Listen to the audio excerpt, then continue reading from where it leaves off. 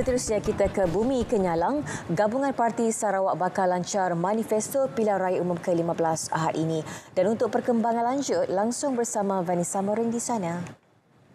Silakan. Ya, benar Atika. Gabungan Parti Sarawak GPS akan melancarkan manifesto pilihan raya umum ke-15 pada Ahad ini. Premier dan pengerusi GPS Datuk Patinggi Tan Sri Abang Johari Tunopeng mendedahkan manifesto bertemakan Sarawak First yang menekankan kepada perkara-perkara untuk mempertahankan hak-hak Sarawak yang belum diselesaikan, terutama dalam Perjanjian Malaysia 1963 MA 63. Jelas Premier, walaupun ramai yang menyatakan manifesto pilihan raya bukan kitab, namun GPS tegas dalam menunaikan janji-janji manifesto kali ini kerana tidak mahu sejarah PRU ke-14 berulang. We are very firm on our manifesto, walaupun ada orang kata bukan Bible. Dulu kita ada manifesto dikeluarkan oleh pihak lawan, semuanya abu dua sudu, tidak dikemukakan dan banyak perkara dijanjikan tidak dilaksanakan dalam masa 22 bulan. Menyatakan demikian dalam sidang media selepas penyampaian watikah kepada 31 calon GPS di Kuching, beliau mendedahkan GPS telah berjaya dalam mempertahankan hak-hak Sarawak yang terhakis, termasuk merealisasikan hak-hak dan tuntutan negeri sebagaimana termaktub dalam MA 63. Dalam perkembangan sama, Gabungan Parti Sarawak GPS akan mengetengahkan 14 muka baharu dan mengekalkan 15 penyandang sebagai calon gabungan parti tersebut pada pilihan raya umum PRU ke-15. Premier dan pengerusi GPS Datuk Patinggi Tan Sri Abang Johari Tunopeng berkata GPS turut meletakkan Presiden Parti Rakyat Sarawak Datuk Joseph Salang Gandum untuk merampas semula kerusi Parlimen Julau selain penyandang kerusi Parlimen Batang Sadong Datuk Seri Nancy Shukri yang berpindah ke Parlimen Santubong. Manakala penyandang kerusi Parlimen Puncak Borneo, Datuk Willy Mongin yang menang kerusi Parlimen tersebut di bawah tiket Parti Keadilan Rakyat pada PRU ke-14 dipertanggungjawab untuk memastikan kerusi berkenaan menjadi milik GPS kali ini.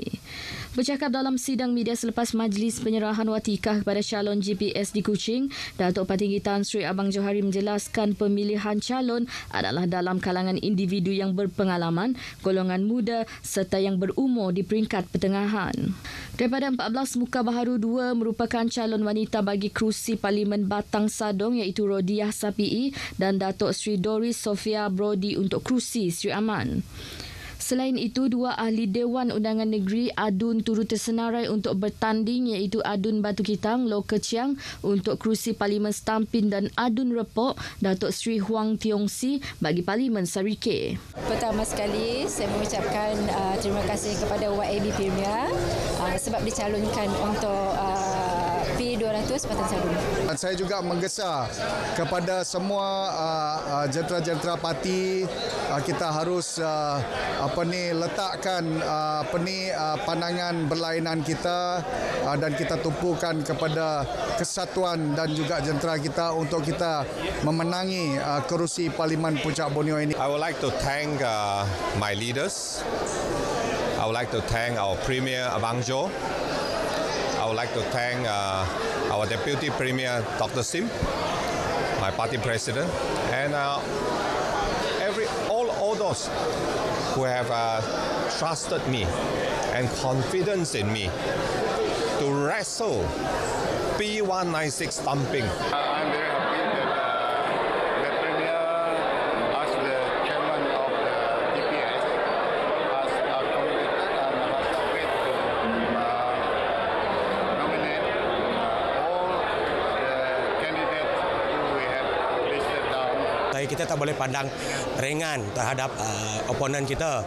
Apa yang GPS perlu buat sekarang is bekerja keras. Sementara itu, 15 penyandang dikekalkan termasuk Datuk Sri Richard Riot Jaim bagi Parlimen Serian, Datuk Sri Fadilah Yusof Putrajaya, Datuk Sri Alexander Nantalinggi Kapir, Datuk Henry Sum Agong untuk Parlimen Lawas dan Datuk Hasbi Habibullah bagi kerusi Parlimen Limbang. Parti Pesaka Bumi Putra Bersatu akan bertanding di 14 kerusi, Parti Rakyat Bersatu Sarawak 7 kerusi, Parti Rakyat Sarawak 6 kerusi dan Parti Demokratik Progresif di 4 kerusi. Sementara itu, 3 penyandang kerusi parlimen tidak dicalonkan semula pada pilihan raya umum kali ini. Mereka adalah Menteri di Jabatan Perdana Menteri, Parlimen dan Undang-Undang, Datuk Seri Wan Junaidi Tuanku Jaafar yang telah menyatakan hasrat untuk berundur.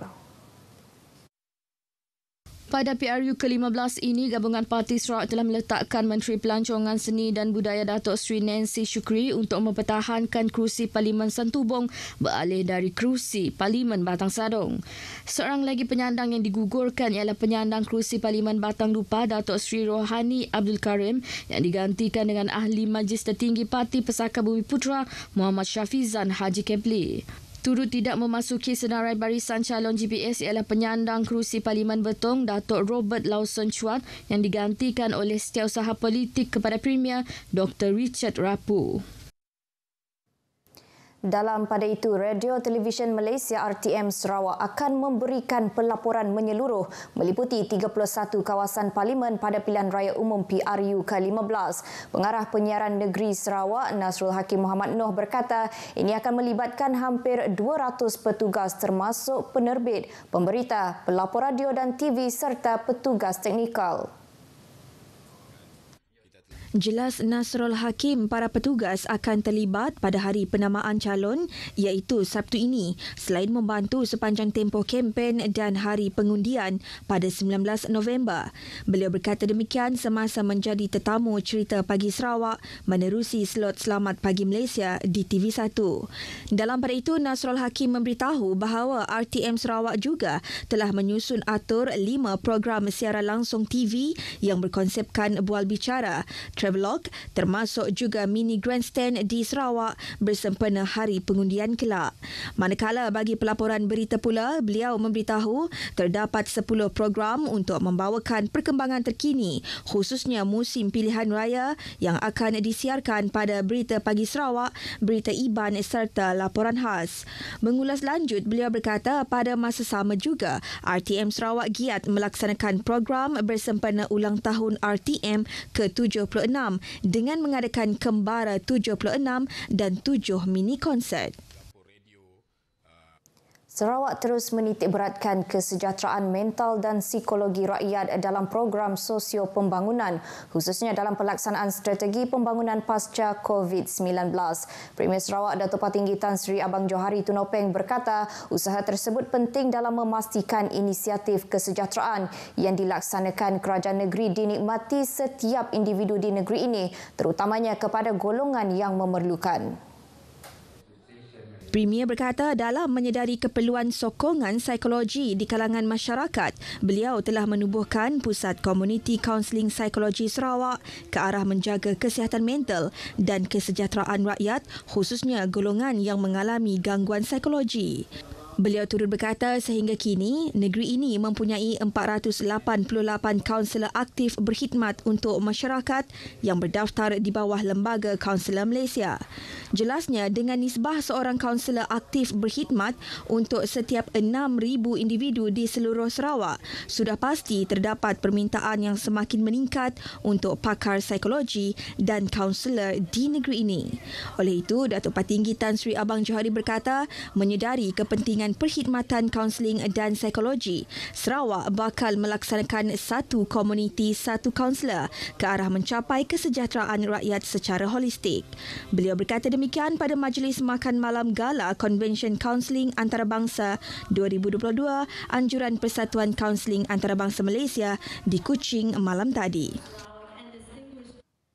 Baik, dengan itu sekian berita dari Sarawak. Kita kembali bersama Atikah di Angkasa Puri. Silakan. Terima kasih Vanessa untuk perkembangan dari Sarawak.